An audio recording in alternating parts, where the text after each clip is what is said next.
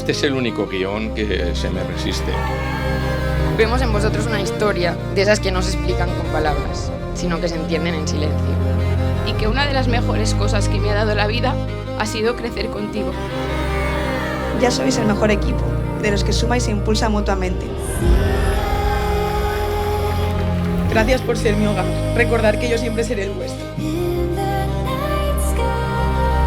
No solo es una historia de amor, sino que es un hogar y es uno en el que apetece quedarse. Qué gran fortuna haberlo visto desde la primera fila. Que ambos continúen orientados hacia el mejor futuro posible.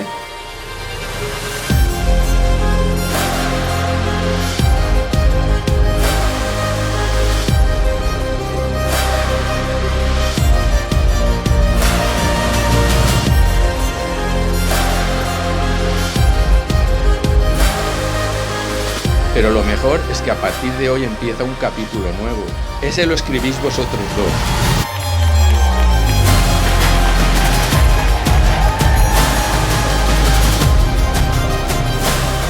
Empieza vuestra función.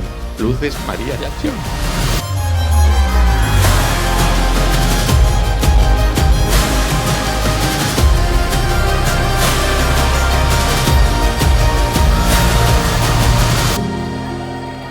Me prometo a ti, a respetarte, a cuidarte, a hacerte reír, a amarte. Y es que a tu lado me siento en casa, porque cada día que pasa tengo más claro que la vida contigo es el mejor lugar donde puedo estar.